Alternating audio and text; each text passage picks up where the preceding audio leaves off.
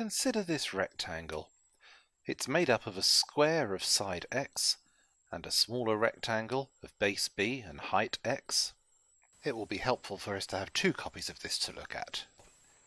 In the copy on the right, I'm going to take the smaller rectangle and split it into two halves. So now instead of having one rectangle with a base b, we have two rectangles with bases of length b over 2. Now we're going to take one of these rectangles and move it into a different position. I'm going to move that label of the length b over 2 to a different position. And finally, I'm going to fill in that little gap on the top right with a square whose sides will be of length b over 2. Let's now consider the areas shaded in blue in these two shapes. From what we have just seen, it's clear that the shaded areas in blue are the same for both of the shapes. In the case of the original shape, this is a rectangle with a height of x and a base length of x plus b.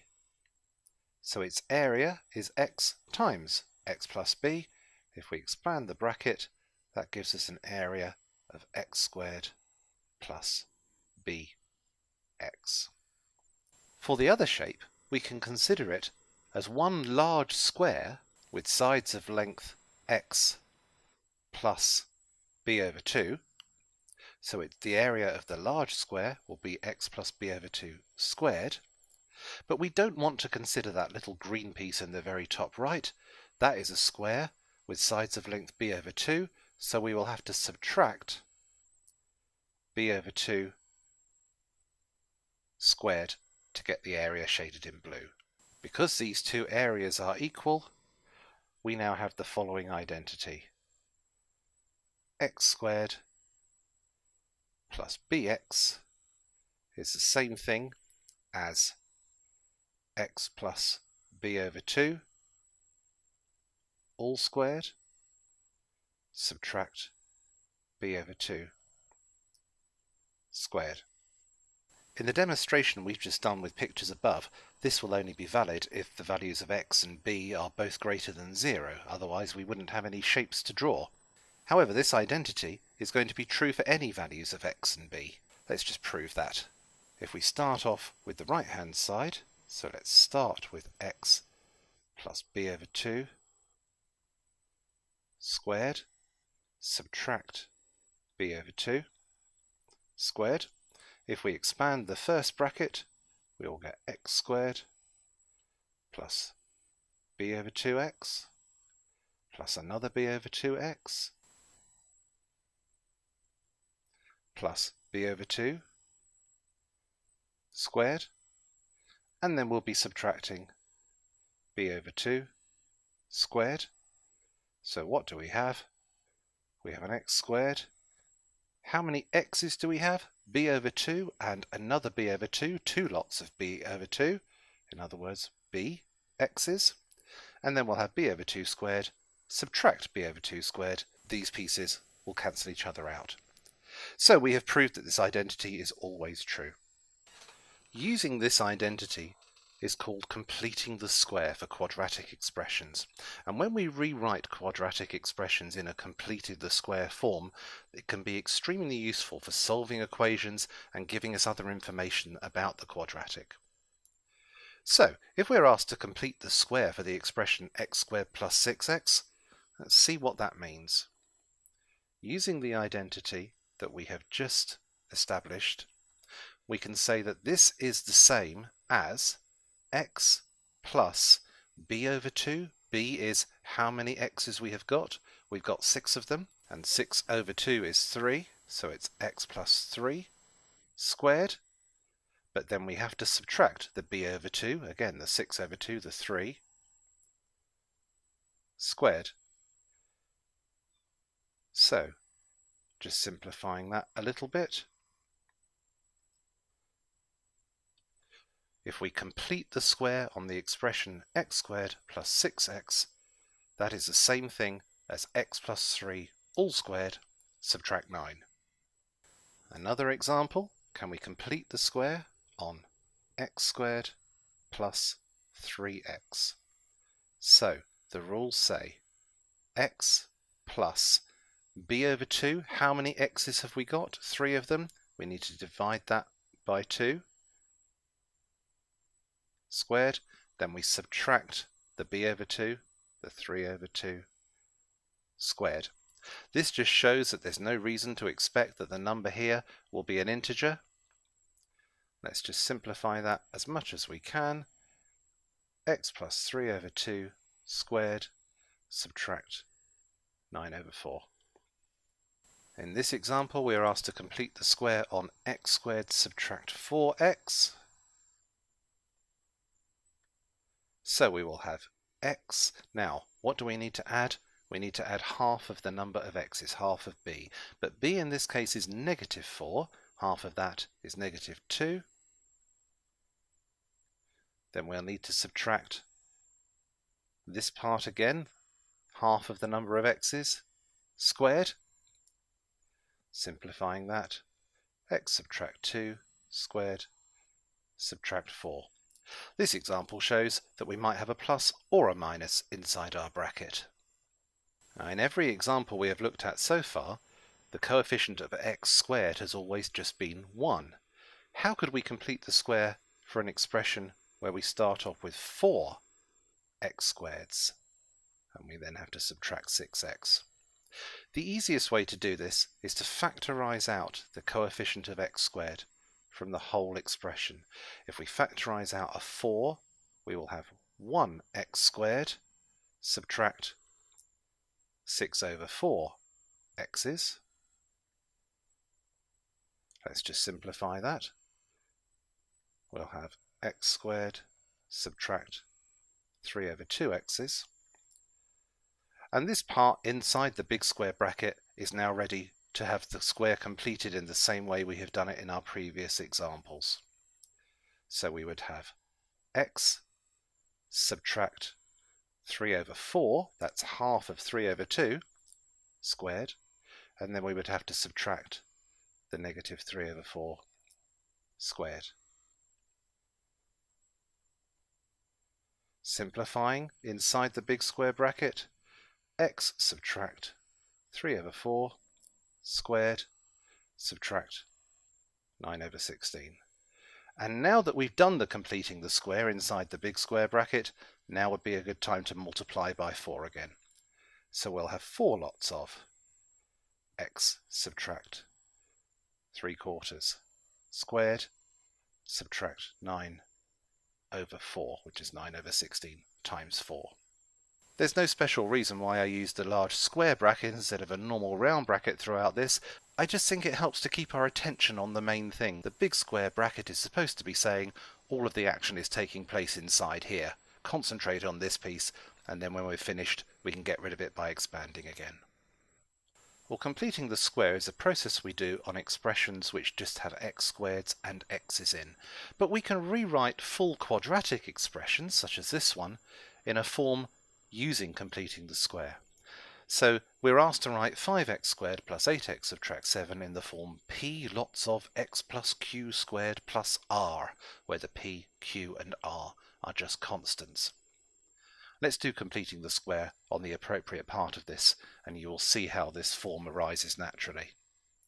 So we are working on 5x squared plus 8x subtract 7.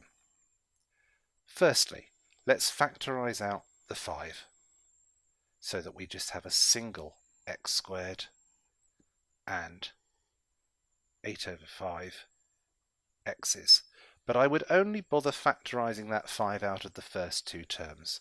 This minus 7 is still there, but let's ignore that for now. We'll worry about that when we've done a bit more work on inside the big bracket. So now inside the big bracket, we can complete the square. We'll have x plus 4 over 5, that's half of 8 over 5, squared, subtract the 4 over 5 squared, and this take away 7 is still waiting for us to get back to giving it some attention later on. So simplifying what we have inside the big bracket, we have x plus 4 over 5 squared, subtract 16 over 25. We still have to take this 7 away. Now that we have finished completing the square inside the big square bracket, let's multiply it out again. So we have 5 lots of x plus 4 over 5 squared, subtract 16 over 5, and we still have to subtract this 7 as well. Well, let's do that. Let's combine those two constants on the end. X plus 4 over 5 squared, we've got 5 of those, and then we just need to combine these two numbers. Negative 16 over 5, take away 7, is negative 51 over 5. So in the form we were asked for, p lots of x plus q squared plus r, we have a p of 5, a q of 4 over 5, and an r of negative 51 over 5.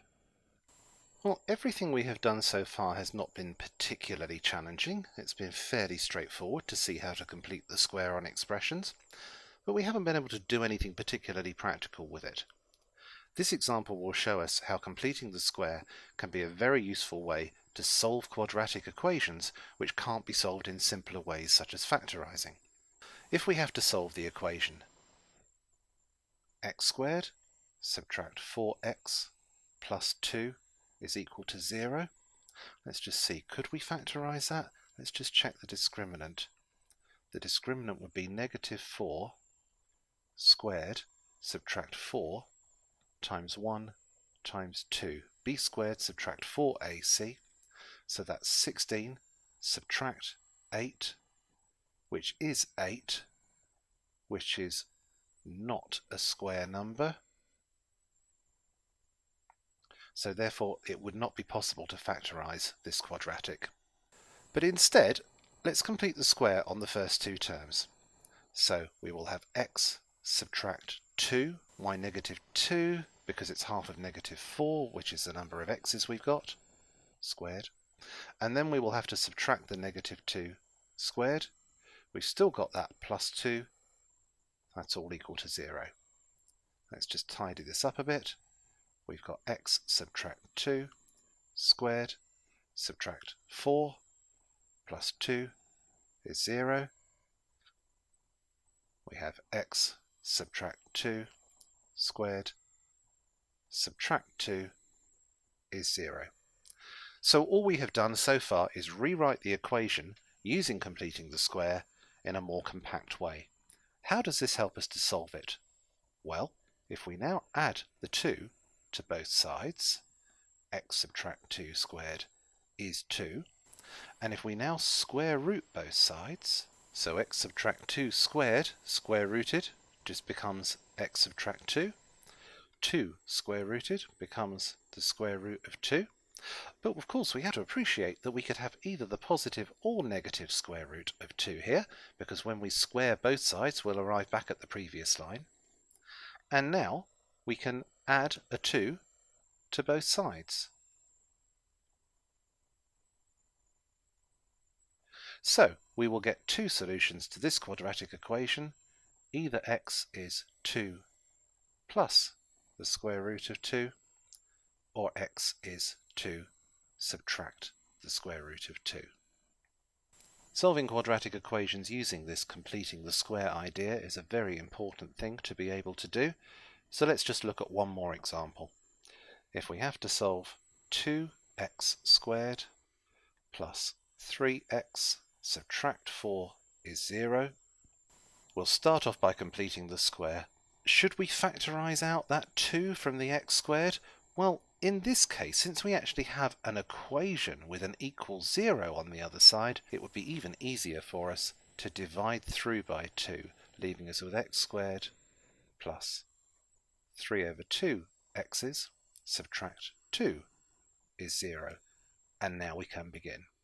Completing the square on the first two terms, we have x plus 3 over 4 squared, because 3 over 4 is half of 3 over 2, the number of x's we have. We'll then need to subtract this 3 over 4 squared, and there's still a negative 2 there. That's all equal to 0. Let's tidy up the numbers. So we have x plus 3 over 4 squared, subtract 9 over 16, subtract 2 is 0. Combining those two constants, we have x plus 3 over 4 squared, subtract 41 over 16 is equal to 0. Now if we add that 41 over 16 to both sides, we get x plus 3 over 4 squared is 41 over 16. So now, if we take the square root of both sides, we'll get x plus 3 over 4 is the square root of 41 over 16, but of course the positive or negative roots would be useful to us. We can then subtract 3/4 from both sides, giving us negative 3/4 plus or minus, and let's just write this as the square root of 41 divided by 4. Root 16 is 4. 41 is prime. We can't do anything nicer with that surd there. And so we could write our answers as negative 3 plus or minus the square root of 41 divided by 4. It's always a good idea to write both of the answers down clearly in their own right, so therefore we would have two answers. Either x is negative 3 plus the square root of 41 over 4, or x is negative 3 subtract the square root of 41 over 4.